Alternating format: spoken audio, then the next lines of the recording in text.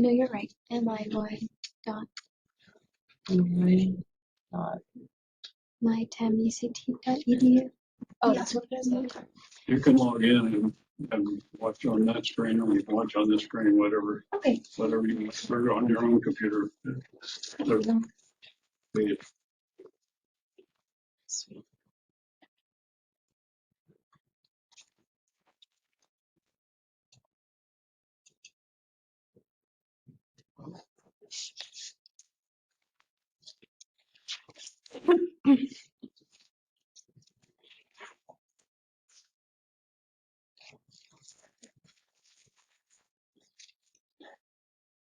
Okay, one more minute. You said that all the formulas that I have used today are the same formulas that are gonna be in the test, or they're gonna be. You need to print out the ratio analysis formula sheet, because they, we obviously aren't going to work all of those, but as far as time value money, absolutely. When there won't be any surprises there. So, but I'll pick, stuff from the different problems from the ratio analysis formula sheet. So you'll have to refer to that. I thought that was a lot easier. And you said that it was the opposite of many people. At the beginning one was the hardest. Yeah, that chapter 2 is it is, and I don't know why they designed it that way. I should probably just rearrange it and make people a lot happier. Okay, I'm going to get started. So this is the review for exam 1. We're going to go through the problems that I posted last week. Things that you need to know.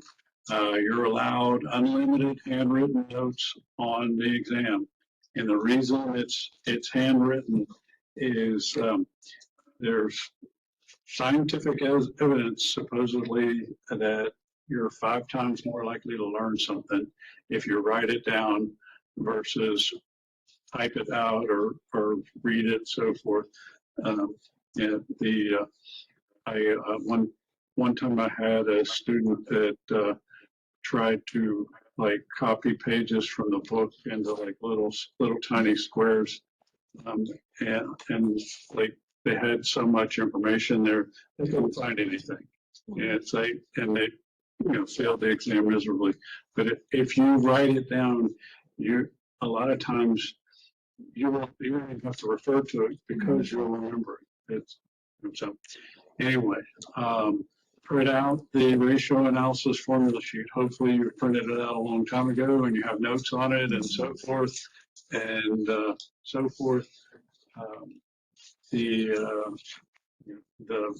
exam's Thursday. It's available for 24 hours. You have 2.5 hours to complete it. If that day doesn't work for you, send me an email and we'll work something out. We'll figure out a day that works. So as long as you take it before class next Monday night, we're good.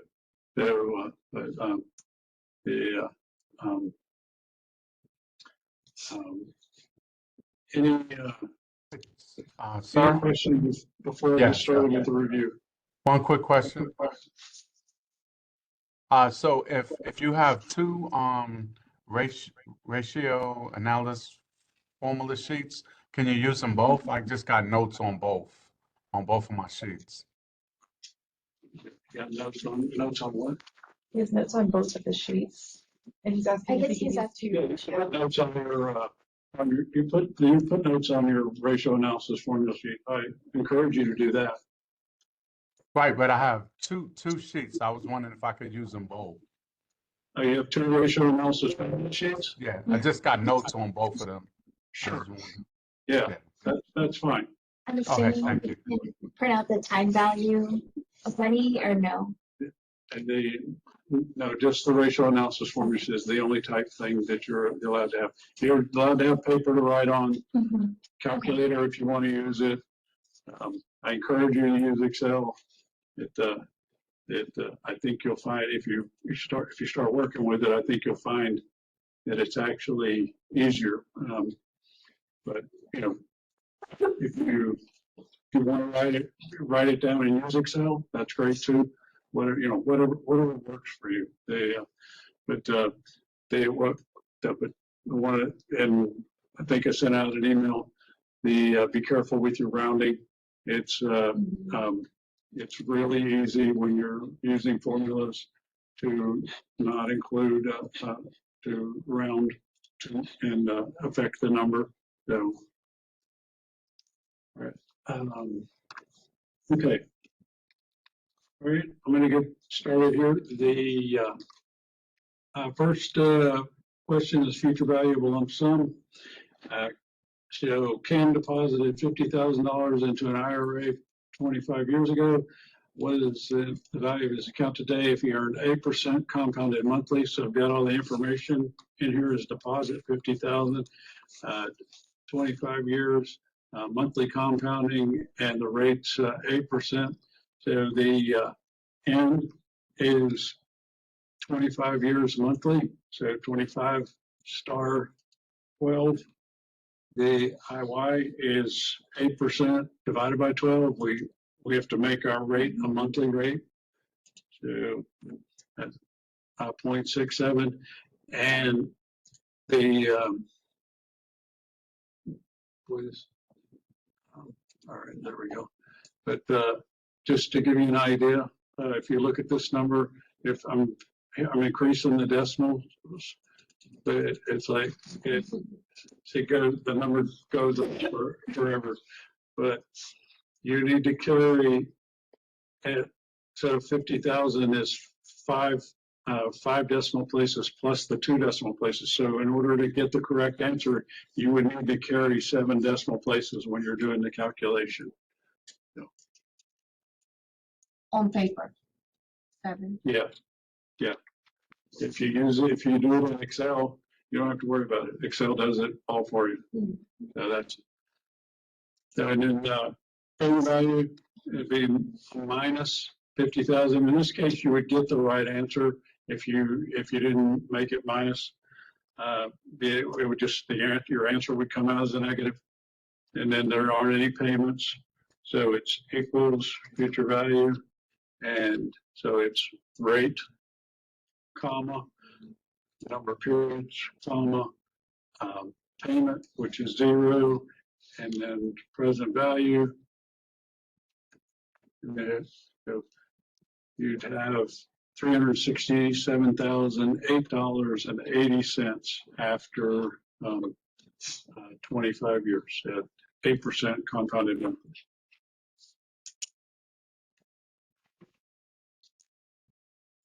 Can you put the equation again real quick? The FB. Can you There. So if you go into the formula, it literally tells you what to enter.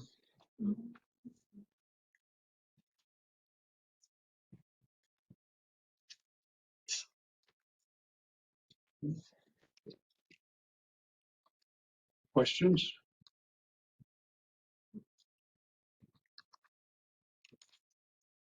All right, so next is a equity multiplier question. There's a whole bunch of different ways to calculate the equity multiplier. They're all on the ratio analysis formula sheet. I cut and pasted all this out of there. Yeah, anyway, so U.S. Steel Corporation's 10K for March of this year shows assets of $10 billion and 55% of its assets are financed with debt. What is U.S. Steel's equity multiplier? The easiest way to calculate that is 1 divided by 1 minus the debt ratio. This is your balance sheet equation, your debt and your common equity, and all of the problems we're going to deal with are going to add up to 100%. So your common equity is 45% here. So equals 1 divided by 1 minus the 55%. Or you could do 1 divided by 45%. That's 2.22 is the equity multiplier here.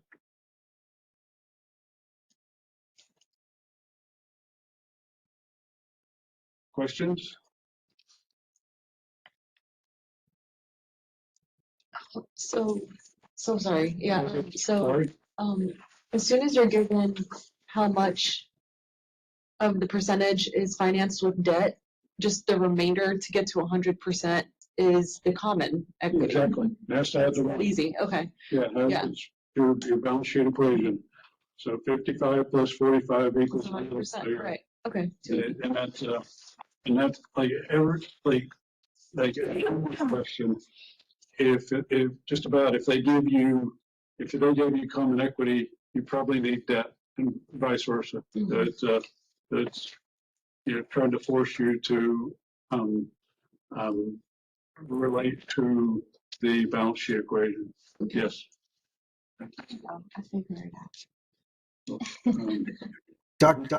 Hamby, I got point. I did that, and I got point or 0.018. No, what, did you use parentheses?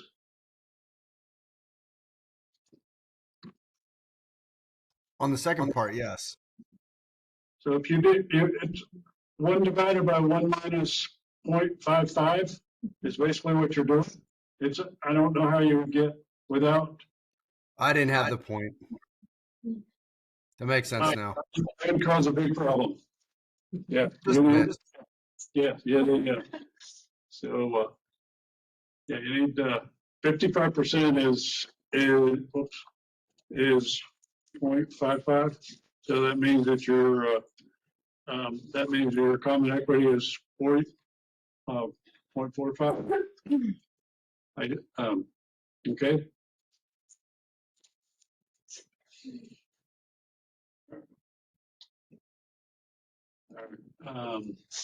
Anybody else? All right.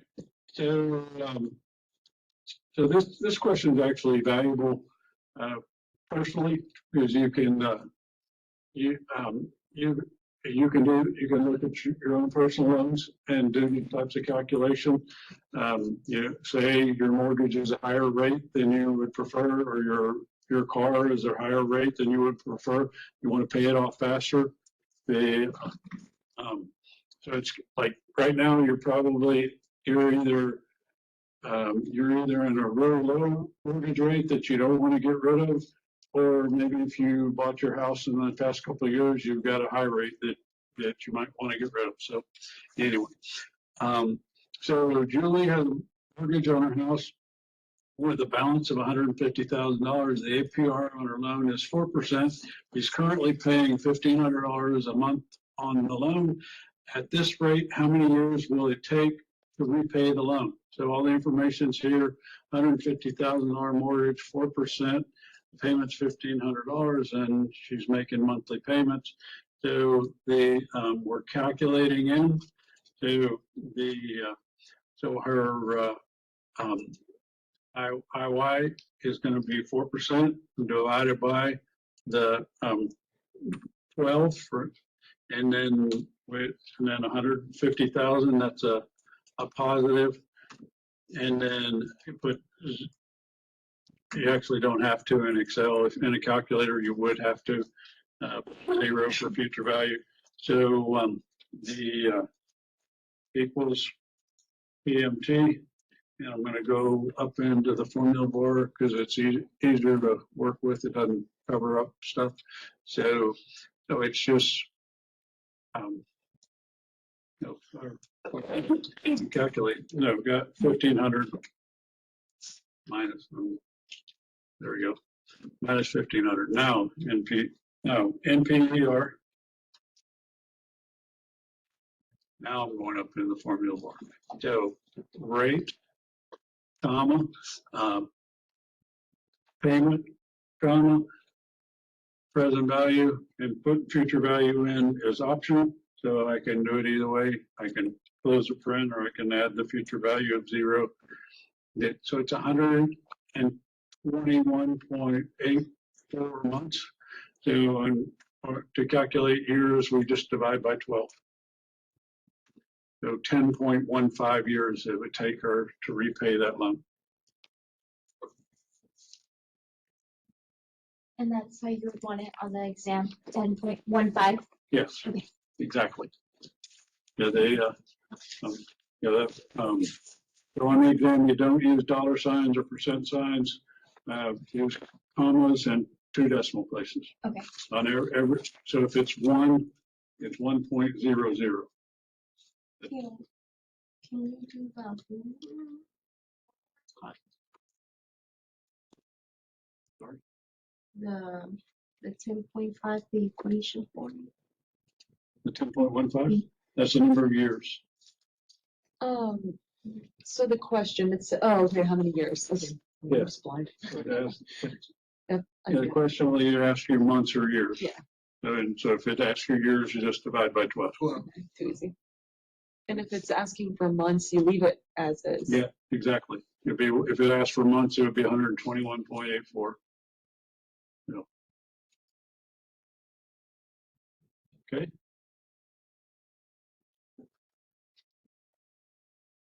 All right. So next is the present value of a lump sum. So George bought an investment that will pay him $10 million in 15 years. What is the present value of George's investment?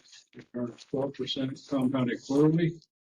So the end is 15 years times 4 because that's quarterly.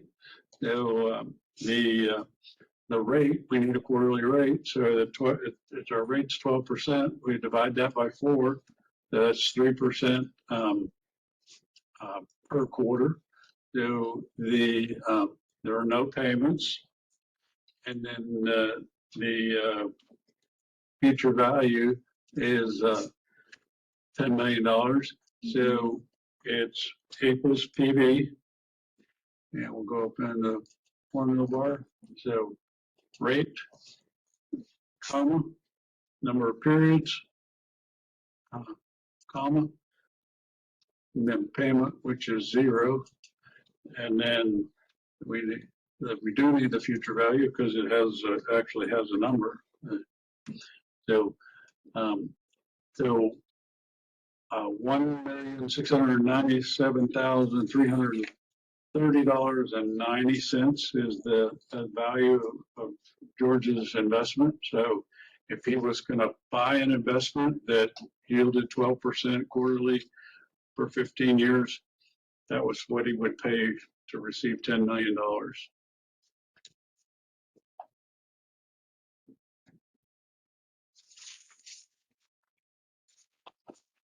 Question?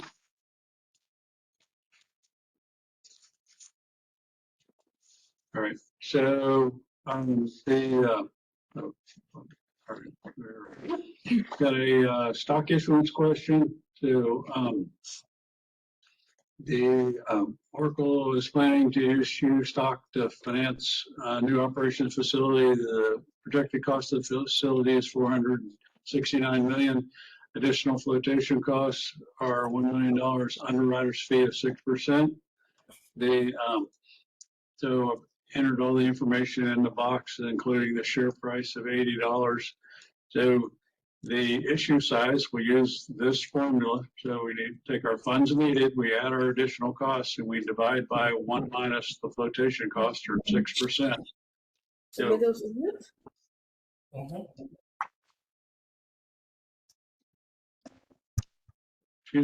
please mute your microphone. So 469 million, we need parentheses in the numerator and the denominator, so plus the million, and then we divide that by 1 minus the 6%, or 0.06. So the issue size is $500 million.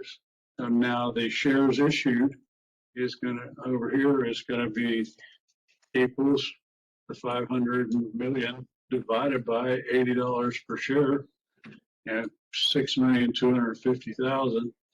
So, and then the flotation cost question doesn't ask for it, but it's going to be the 500,000 minus the 469, 500 million minus the 469 million. So $31 million is issuance or flotation cost, which is would be a 6%, 6 or 7% for a stock offering is fairly typical. It's not cheap to issue stock. It can be, and on IPOs, it can be as high as 8% or even more. So it's, Were they asking for the flotation costs? no, it's not asked for. I just did the calculation. Not.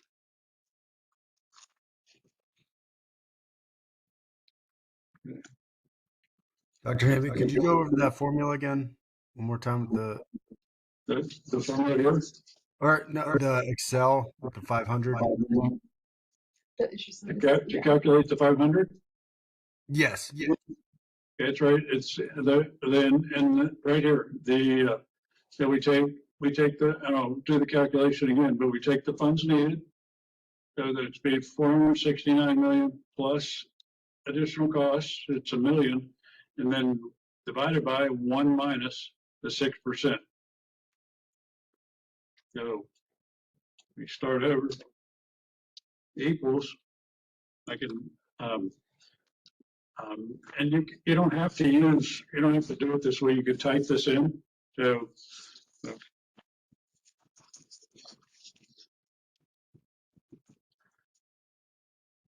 so you and divided by 1 minus 0.06. You said 1.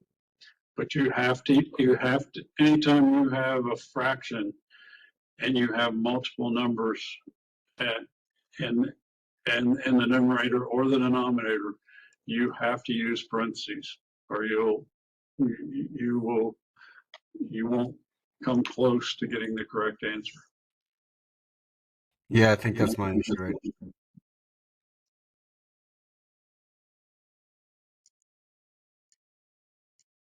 Okay. Anyone else? And how do you get B?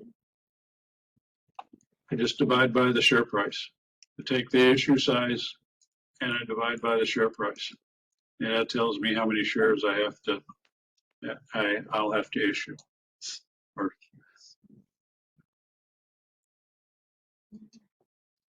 so it's 500 million divided by 80.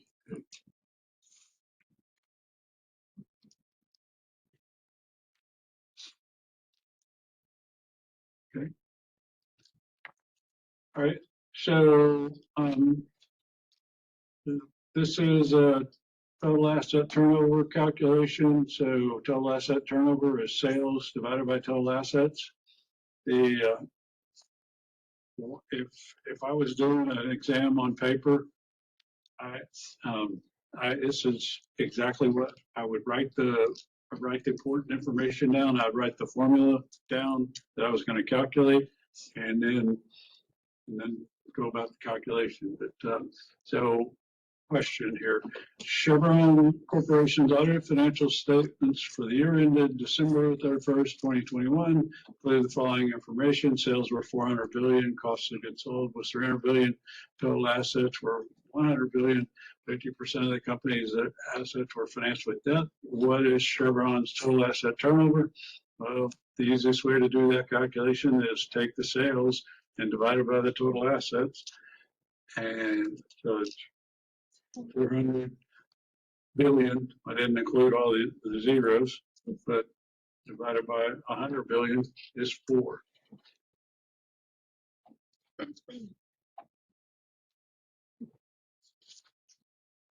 So this is a more of like a general question. So is it $4 billion or what's the It's four it's percent? just 4 times. Oh, 4 times. Yeah, Okay. it's 4 times. It's a, um, it's a measure of asset utilization. Okay. So and it's, a lot of financial ratios don't have a lot of meaning unless you have companies to compare them to.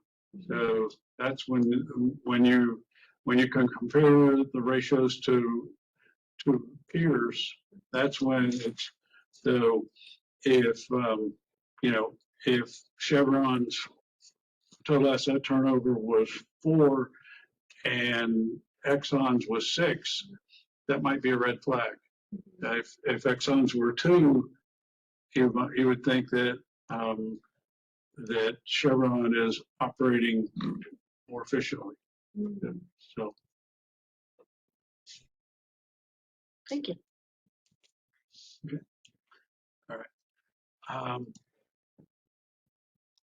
Okay, so next, this is just present value with uneven cash flows. There are a couple of ways to do this.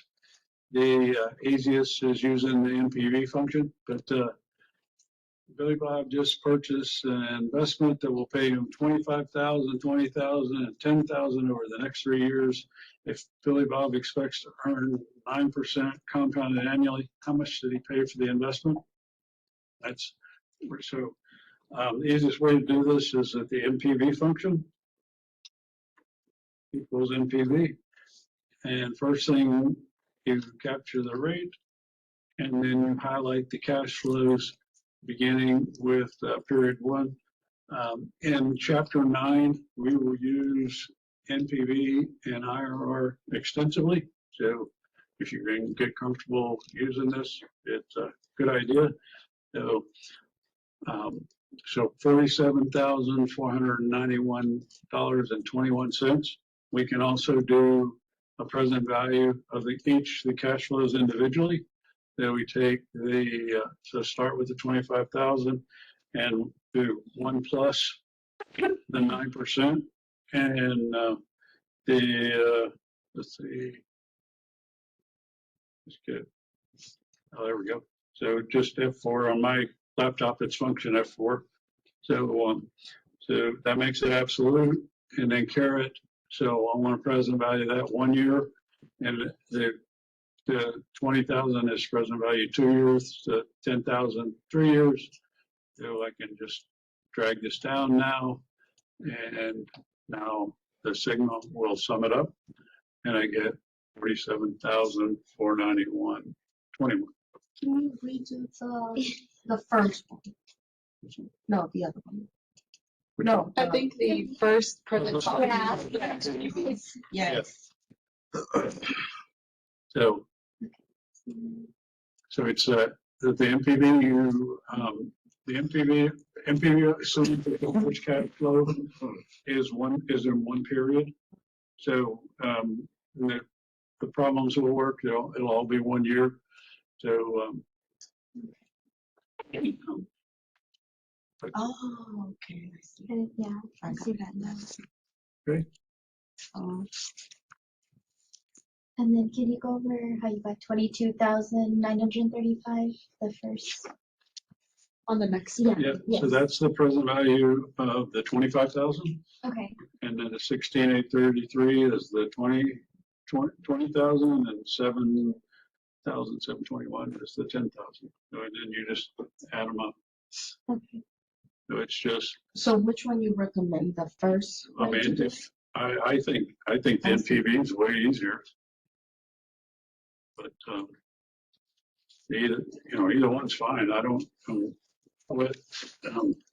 whatever works for you.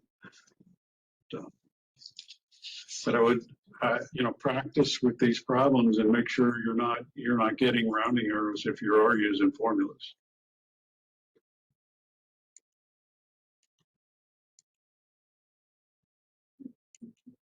Okay. Any questions?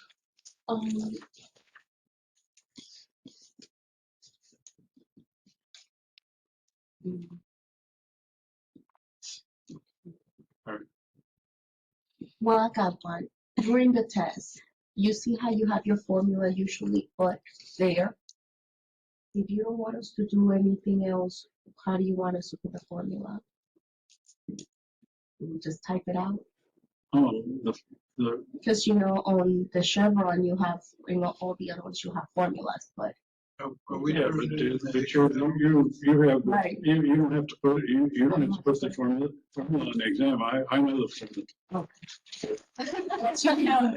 Are we turning in the Excel for the exam? No, you need to use your own Excel spreadsheet and,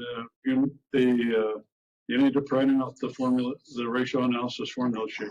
So you'll need it to refer to. And but as far as if you're using the time value of money, I would recommend handwriting those because if you're gonna use them, you need to be really familiar with them. And the only way to get really familiar with them is to handwrite them.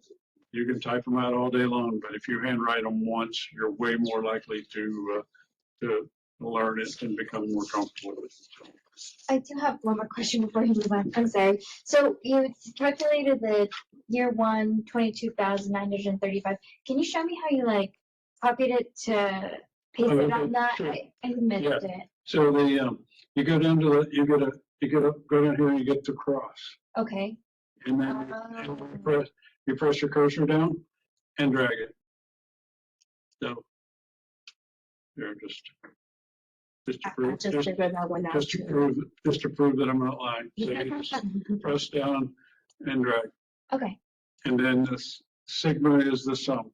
It'll work to the side. It'll pick up whatever's around it. But so you have to be careful, make sure that it picks up so if it's showing me that it's highlighting the correct values. The one thing you want to make sure you do though is put the absolute value on the rate, because if you do not and you drag those down, it's just gonna Yeah, it's exactly. gonna go underneath the 9%, and then it's gonna hit like the zeros, like the empty cells. So You need to hit F4 when you're set yeah, up. so if you have C11, where's the rate? That's So when you go on the, this formula the right dollar sign right here. Mm. You here, need, put C11 so, on this formula um, bar, so hit right, that's, right so here, and then you want to when you hit F4, control- it locks it into that cell. Is it FN4? Is it FN4? On this, F4? on mine, it's F function F4. On F4. my Mine is laptop. 2. I don't see an And on here, it's F4. FN. So it can do, I Cause think, I did it, I just, Oh, wait, no, I don't see push and I put a comma. Like you see these F4s, like all these F. I don't know where yours are. okay, So I just did. So I have to. you can type in the dollar signs as well. You can type it in as well, yeah. It would just have to be before the B and before the 7. Well, yeah, if we were using my laptop, it would be, This one? I would be hitting You see function the, F4. 12. So, You see how it's dragged down? Because it copies what's going on is when you drag Okay. it down. So to keep it absolute, you keep it on the 9%. I see what you're You saying. see what I'm saying? Okay. Thank you. Okay, all right, we good? The dollar signs. And what equation is that? Oh, to do the first one, got it. No, I just, Yes, I, okay, mhm. all right, so, oops, there we go. All right, so we're gonna calculate, current liabilities using the current ratio. We're gonna calculate total assets using total asset turnover, and then calculate total liabilities. So this is actually almost identical to one of your homework problems. So Halliburton's financial statements indicate that the company's current assets equal to 36 million, 60% of its assets are financed with common equity. Its current ratio is 3. Its total asset turnover is 3. Sales equal to 900 million.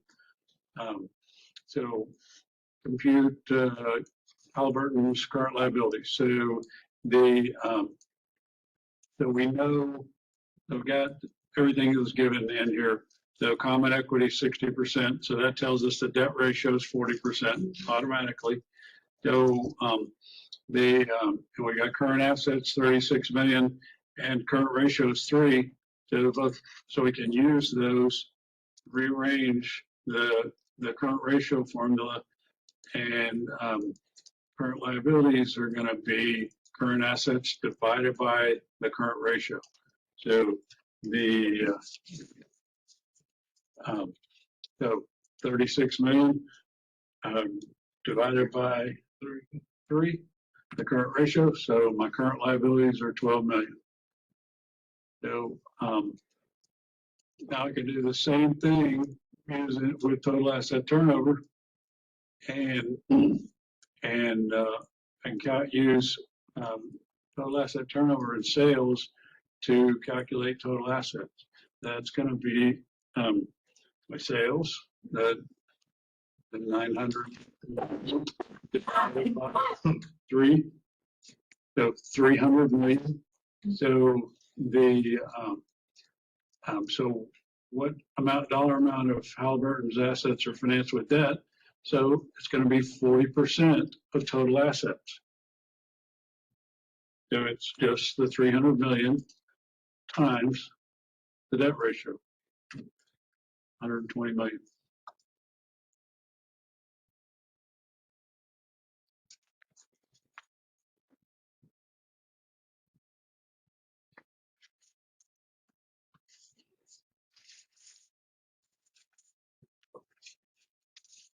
Questions?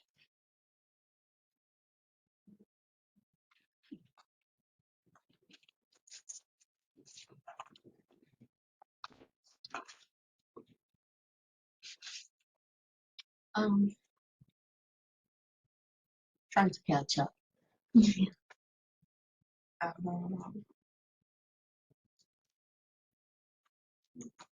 Um, if you can show the formula one more time, you so kindly. The one with the A where it says current liability. I'm just trying to write it into, Okay, right here. yes. Yeah, so all we did was rearrange the equation. What was the number for That's what we're doing. current assets? Hmm? The number for current assets, I think it's Oh, scrolled down. 36 million. So, and I apologize, I didn't bring my power cord for my laptop and I was afraid it would run out. But so this computer like optimizes the screen. So it's like not, I designed the problems on my laptop to fit into the whole thing and to fit into the screen, but it gets a little cut off here, or gets cut off here.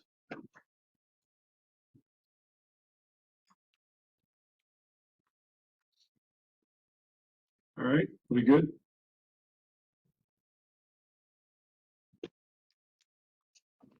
So all right, so this is a mortgage payment and a balance calculation. So Willie just bought a home and financed his purchase with $1 million, 6% 20-year mortgage. What will Willie's monthly mortgage payment be? And then what will be the balance on his mortgage after 12 years? So so all the information is here. Mortgage amount $1 million, rate 6%, 20 years, remaining terms 8 years. So, and that's the biggest mistake I see is when people calculate the balance, they use the number of years that have passed. So they'll take 12 and multiply it by 12, and they'll overstate, in this case, the value. So, but anyway, the payment is, so 20 years monthly is, so 20 times 12 is 240 payments. The 6% monthly is the 6% divided by 12, or 0.5% per month. The mortgage amount is $1 million, and that is you've done as a positive because you're receiving that money to buy the house. And then 0 future value, and then equals PMT for payment. So rate, comma, number of periods, comma, present value, and whoops, I left a few things out apparently. So rate, comma, number of periods, comma, and present value. And that's actually all I have to enter because the future value is 0 here. The future value being 0 is telling the computer that you're paying it off in 20 years. So $7,164.31. Well, when I did it on paper, gave me 50 cents. 7,164,050 cents. Yeah, so you just have just a small rounding error. So it's not anywhere near as bad as Yeah. the one we were working with earlier, but it's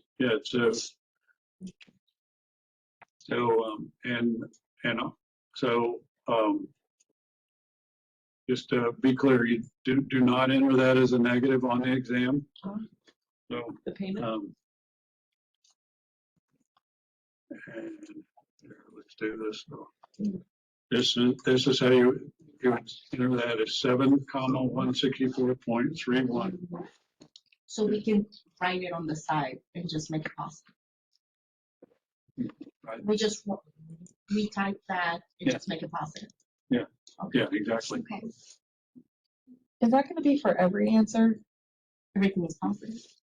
Yeah. Because I know that you said some payments are. I don't believe there's anything on this exam that's negative. You know, when we get later chapters, when we calculate investment returns, if their investment return is a negative, you would enter a negative. But otherwise, what we work our NPVs, they can be negative. So if it's negative, you would enter it as a negative. But everything we're doing on this exam should be a positive number. All right, so so now our N, he's got 8 years remaining, so it's 8 times 12.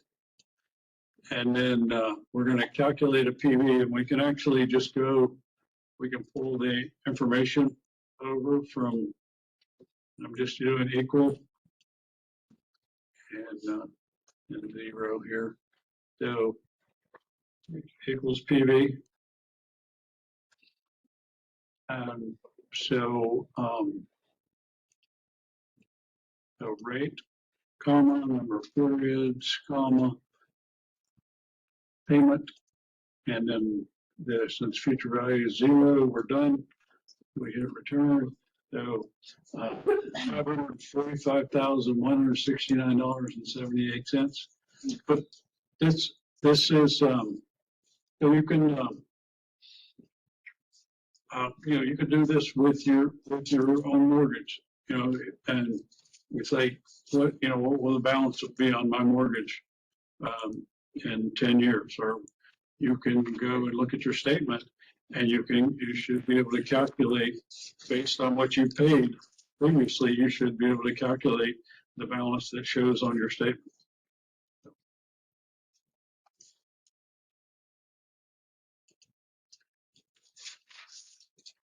Any questions? So, formulas are over here. They get a little more complex when you start dealing with annuities. So all right. So next we have Fiverr. This is a income statement question. So Pfizer currently has a net profit margin of 5%. Its corporate tax rate is 40%. Its annual interest payments are $6 million. How much do sales need to be to produce times interest earned of 8? So times interest earns is earnings before interest and taxes divided by interest. So our interest is 6 million.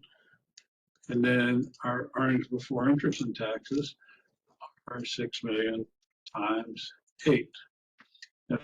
Now we just work our way down the income statement. We subtract out interest from earnings before interest and taxes, and we get earnings before taxes. Now we apply our taxes. So 42 million times 40%, the taxes are 16,000,008. So our net income is 42 million minus the 16,000,008. So now we can calculate our sales by using our net profit margin. So sales is going to be equal to net income divided by our profit margin or net profit margin. So so 25,200,000 divided by 5%, and that's $504 million.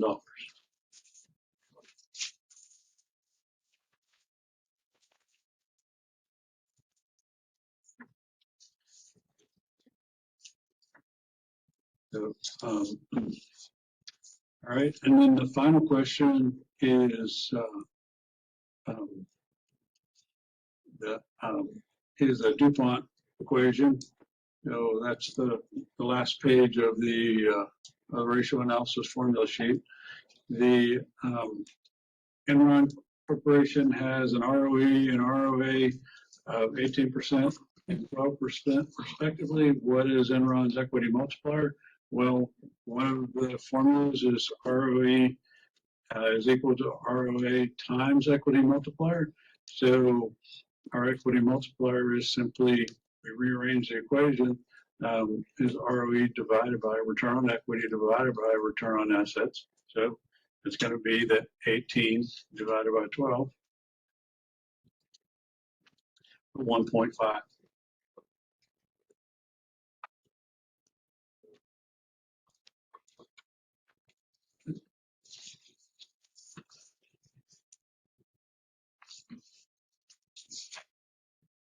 Questions?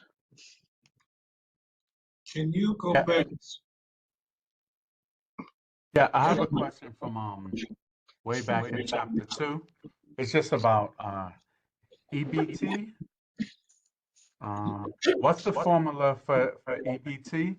And is it EBIT minus the depreciation?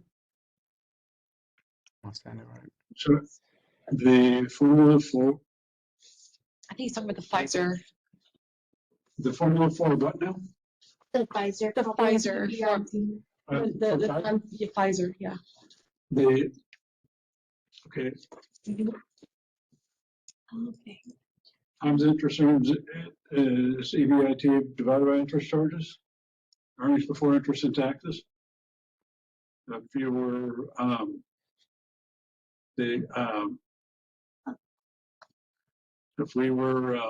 if it was a full income statement, we'd have sales, operating expenses, have operating income or EBITDA, and then we would subtract out depreciation to get to earnings before interest and taxes. Oh, okay, thank you.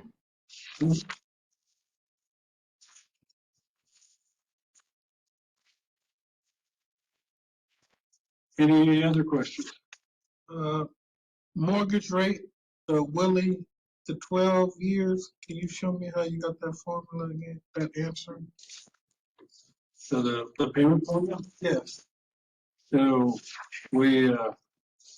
it's equals PMT, and then it's rate, number of periods, and present value. So in this case, it's the 0.5%, and then 240, and then the million, and then close friends, and that would give you the $7,164.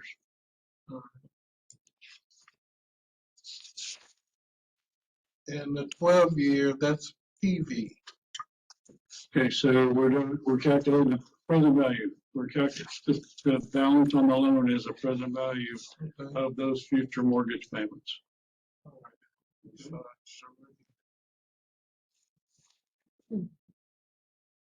And I believe I posted the answers to all the homework questions. So,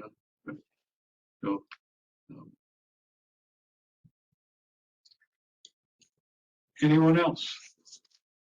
I got a question about the homework. If my rounding was off,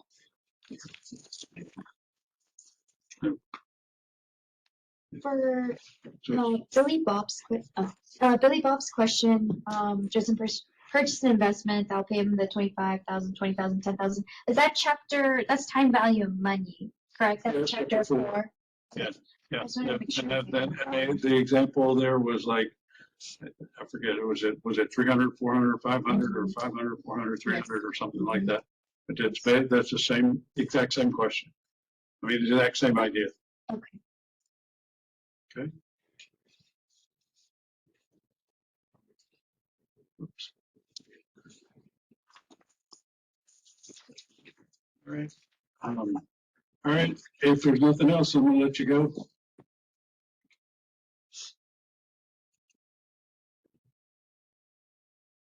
All right. Well, I hope the rest of your week goes well. Good luck on the exam.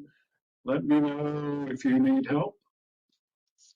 And, or if you don't like me, you like Stephen, call Stephen. So that, feelings, but either way is fine. Okay. Thank you, All Dr. right. Hamby. Yes. No, just thank you. Thank you. Okay. All right. All right. Y'all have a good night. You too, thank you. You're welcome. Night. Thanks for doing it. I hope the exam goes well for you.